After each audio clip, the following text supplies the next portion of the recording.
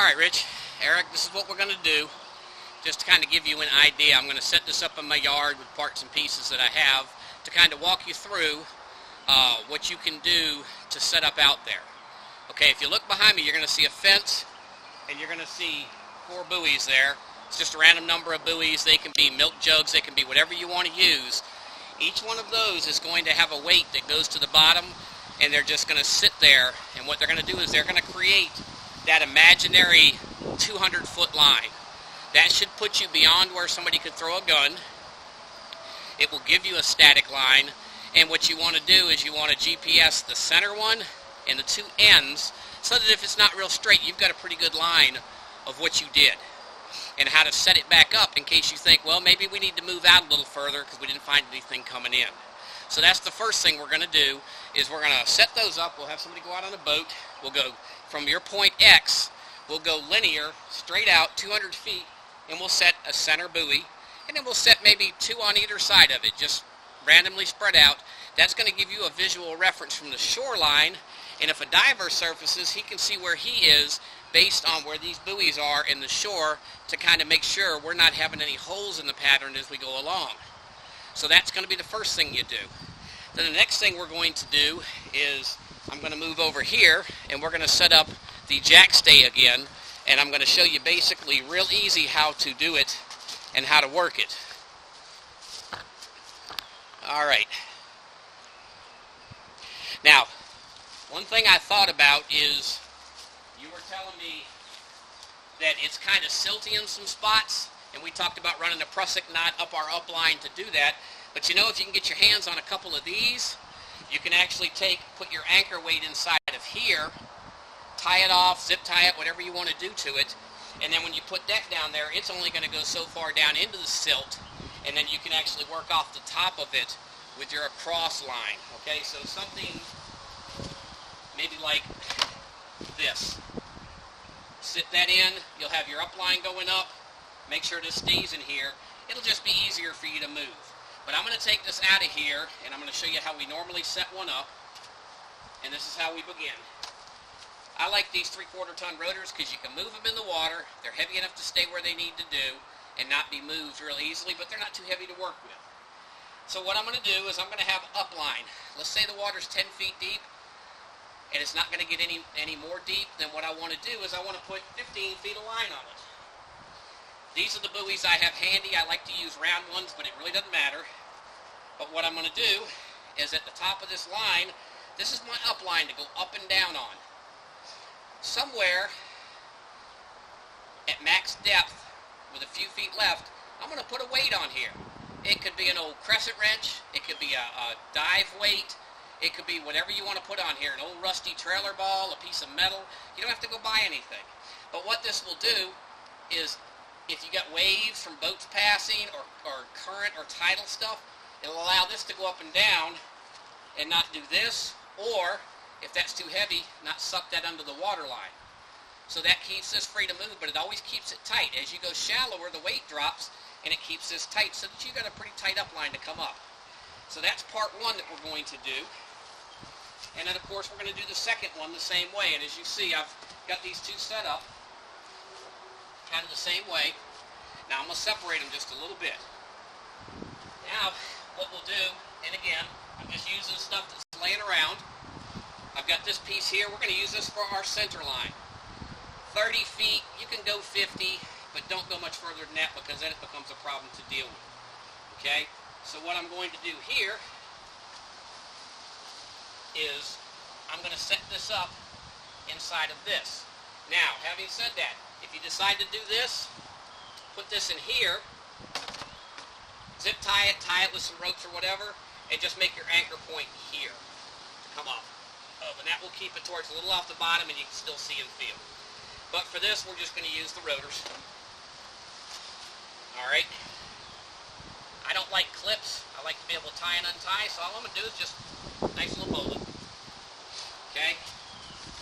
Now, I'm going to set this out here. And I'm going to come over here. And I'm going to set this one up, and I'm going to set it short. Okay? I don't want to set a whole big, gigantic pattern on this. Tie this off. this is my jack stay. Now what I'm going to do is I'm going to move this camera to where you can see these lines, and then I'm going to work them together and show you how I'll set it up and use it.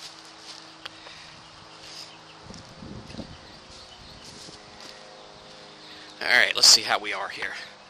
Alright, I can see at least 3 of the buoys here. So what I will do is while I'm in the boat and I'm ready to deploy it, what I'll do is I'll set this out with my buoy extended out of the way, and I'll just pile the line on top of this one. And why am I doing that? Well, because when I take this one and throw it overboard, it's just going to feed out till I get to the end of this one. So, we're going to throw it overboard, and we're going to play outside of this one and that one, because I believe we can see this in the camera, or I'll spread it out a little bit where I think we can see. I'm going to get back just about to that buoy line, and of course you're going to have to dress these when you get underwater. But this is what you're going to want. And I'm going to tighten this up because we're staying within the lines here. So I'm going to pull some of this out.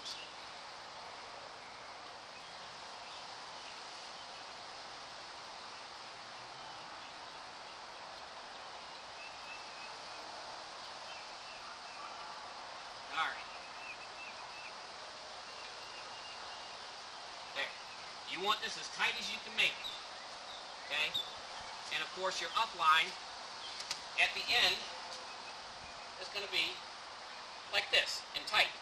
You're going to have the same thing on the other end. This is where you're going to want to start. Now, if I go down on this side, I'm going to come down that line, I'm going to want to work towards you, towards where my camera is. So I'm going to come down here and I'm going to owe this line after I get everything set, and I'm going to clear this by swimming. And keep your fins on. You're going to need them. It's going to help a lot more than digging around with your feet.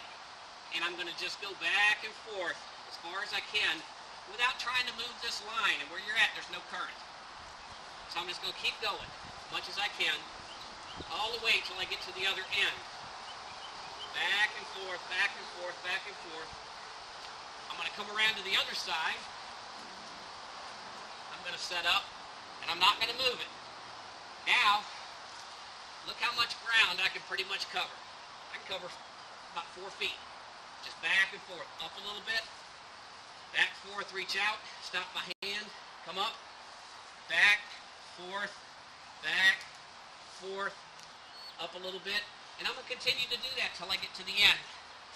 When I get to the end, if I know I'm only going about here, I'm going to pick this up, move it over here, I'm going to dress it tight to make sure it's tight, and I'm going to turn around, and from here on out I stay on this side of the line. Now look what happened to my line. Let's make it a big X. I'm going to cover part of this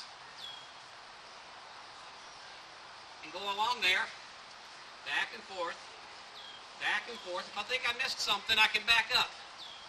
Back and forth, back and forth, back and forth, until I get to the end.